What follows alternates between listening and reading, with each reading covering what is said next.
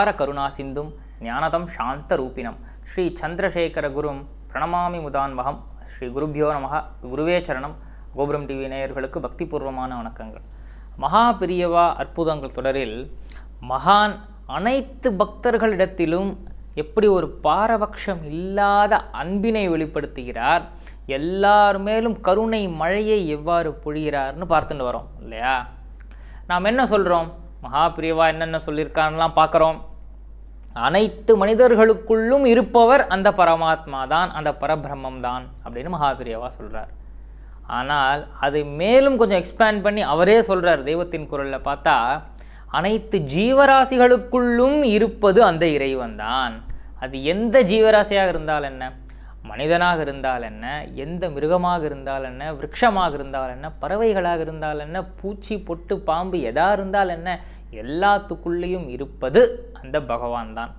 நாம் ஒருத்தருக்கு இல்லை ஒரு ஜந்துக்கு பரோபகாரமாக ஏதாவது ஒரு காரியம் பண்ணால் கூட அதில் அந்த இறைவன் மகிழ்ச்சி அடைகிறார், ஆனந்தப்படுகிறார். அனைவருக்குள்ளும் அன்பின் வடிவமாக உறைபவர் அந்த இறைவன் மட்டுமே. இதைத்தானே நமக்கு எல்லா குருநாதர்களும் சொல்லியிருக்கா. அது சாய்பாபாவாகட்டும், மகாபெரியவராகட்டும், ராகவேந்திரராகட்டும், அனைத்து ஜீவராசிகளுக்குள்ளும் அவர்கள் அந்த இறைவனை பார்த்தார்கள் இல்லையா? அதே போல் இந்த தத்துவத்தை நமக்கு மிக மிக எளிதாக மகான் ஒரு அனுபவத்தின் மூலமாக உணர்த்துகிறார். ஒரு முறை என்னார்த்து, ஸ்ரீமடத்திலிருந்து ஒவ்வொரு ஊராக முகாம் போயின்ட்டுருக்கா, விஜயம் பண்ணிட்டுருக்கா. நம் மகா பெரியவரும் அவருடைய தொண்டர்களும் சிஷ்யர்கள் எல்லாரும் போயின்ட்டுருக்கா புடை சூழ. அப்படி போயின்னு இருக்கும் பொழுது ஒரு அழகான நதி, அந்த நதி கரையில் போய் அமர்ந்துண்டு அப்படி ஒரு சுற்றி மிகவும் ஒரு பசுமையான ரம்யமான ஒரு இயற்கை சூழல் இருந்து வருகிறது.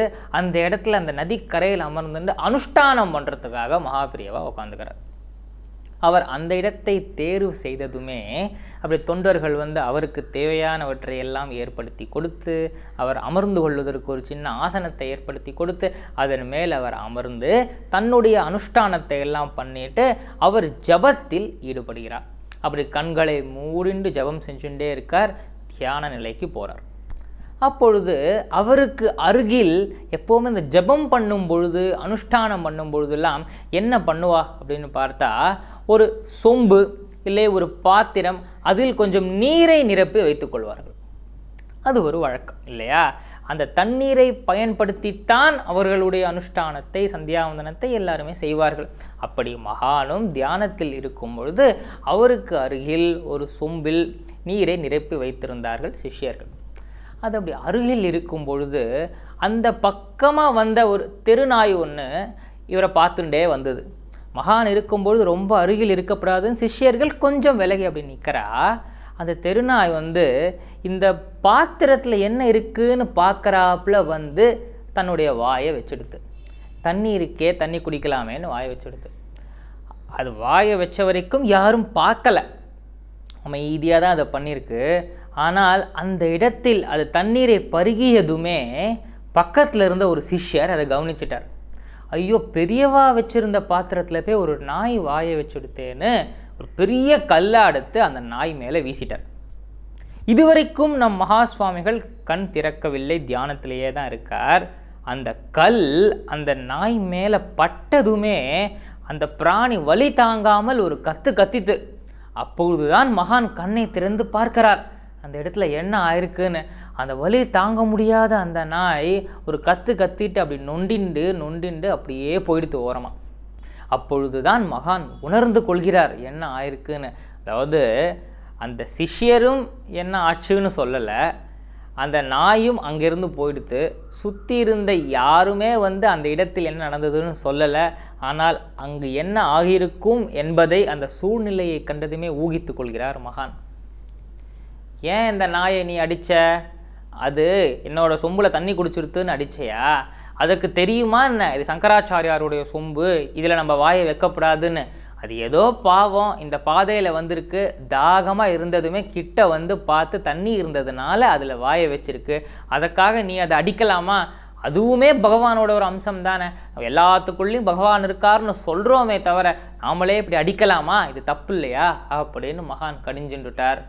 உடனே அந்த சிஷ்யர் தான் செய்த தவறை உணர்ந்து கொண்டு தெரியாமல் பண்ணிட்டேன் பெரியவா, என்னை மன்னிச்சிடுங்கோ அப்படின்னு சொல்லும் பொழுது, அதுக்கு என்னப்பா தெரியும் அப்படின்னு சாந்தமாக சொன்னாராம் மகான். அது பாவம், தாகத்தில் வந்திருக்கும், பசியில் வந்திருக்கும், இங்கே தண்ணி இருந்ததுனால வாயை வச்சுருக்கோம், இது இன்னாருடைய சொம்பு, இதை நம்ம எடுக்கப்படாது, இதில் நம்ம வாயை வைக்கப்படாதுன்னு அதுக்கு யாராவது சொல்லி கொடுத்தாளா என்ன அப்படின்னு கேட்டதுமே, அந்த கருணையோடு அவர் கேட்டதுமே, அந்த கருணையை உணர்ந்த அந்த அன்பர் அப்படி கண்ணீரோடு அப்படி மகானை பார்க்குறாராம்.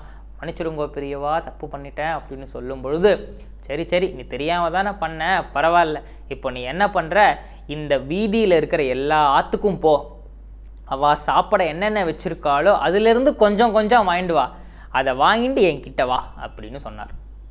அந்த பக்தரும் சில தொண்டர்களை சேர்த்துண்டு அந்த வீதியில் இருக்கிற எல்லாருடைய இல்லங்களுக்கும் சென்று அவர்களிடத்தில் சாப்பிடுவதற்கு என்னென்ன ஆகாரம் இருந்ததோ அதில் கொஞ்சம் கொஞ்சம் அப்படி தட்டில் வாங்கிட்டு வரா. அப்படி வந்ததுமே, இப்போ என்ன பண்ணுற, இதை தெருவோட முக்குக்கு போ, எந்த நாயை அடித்தையோ அந்த நாய் அங்கே இருக்கும், இன்னும் சில நாய்கள் எல்லாம் இருக்கும், எல்லாத்துக்கும் உன் கையால் அந்த ஆகாரத்தை எல்லாம் வச்சுட்டு வா அப்படின்னு அவர் சொல்ல, இந்த சிஷ்யரும் போய் மகான் எப்படி சொன்னாரோ அதே மாதிரி எல்லா ஆகாரத்தையும் அழகாக அதை ஒன்றாக்கி அதை ஒரு இடத்தில் வைக்க, அனைத்து நாய்களுமே அங்கு இருந்த அனைத்து பிராணிகளுமே ஓடி வந்து அவ்வளவு ஆவலோடு அந்த ஆகாரத்தை சாப்பிடுவதை பார்த்த அந்த பக்தர் உண்மையிலேயே ஆனந்தப்பட்டாராம். அதிலும் எந்த நாய்க்கு அடிபட்டதோ அந்த நாயும் ஆனந்தமாக அதை சாப்பிட்டுதாம். அதை சாப்பிட்டதும் அதை பார்த்துட்டு வந்து மகான்கிட்ட ரிப்போர்ட் பண்ணார், நீங்கள் சொல்கிற மாதிரியே பண்ணிட்டேன்னு, ஒரு குறையும் இல்லை, க்ஷேமமாக இருப்ப, இனிமேல் யாரையும் நம்ம அடிக்கப்படாது, வசப்பாடப்படாது, திட்டப்படாது அப்படின்னாராம் மகா சுவாமிகள். அதாவது சுற்றி இருக்கும் நண்பர்கள், உறவினர்கள், குடும்பத்தினர்கள் இவர்களிடத்திலேயே கோபப்படாமல் அன்பை செலுத்துவது என்பது இன்றைய காலகட்டத்தில் மிகவும் கடினமானதாக இருக்கிறது இல்லையா? அதுவும் ஒருத்தருக்கு ஒருத்தர் உதவி பண்ணிண்டு ஒரே குடும்பமாக இருப்பது என்பதே கஷ்டமாக இருக்குது.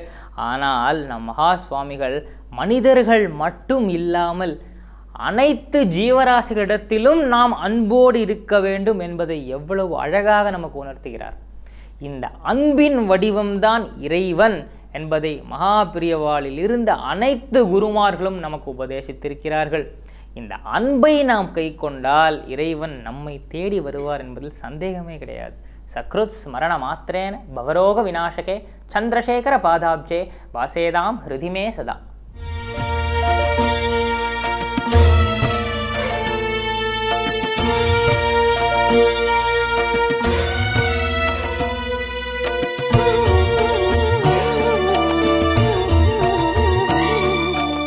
விதம் விதமான பக்தி நிகழ்ச்சிகளை உங்களுக்காக தந்து கொண்டிருக்கிறது உங்கள் கோபுரம் டிவி. உங்களுக்கு பிடித்த நிகழ்ச்சிகளை லைக் செய்யுங்கள், உங்களுக்கு பிடித்த மாணவர்களுக்கு ஷேர் செய்யுங்கள். மேலும் சப்ஸ்கிரைப் செய்வதோடு மட்டுமல்லாது அருகில் இருக்கும் பெல் பட்டனை கிளிக் செய்து கோபுரம் டிவி நிகழ்ச்சிகளை உடனுக்குடன் தெரிந்து கொள்ளுங்கள்.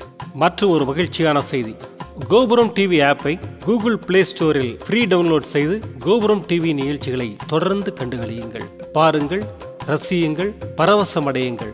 gopuramtv.com பக்தி பக்திமயம்.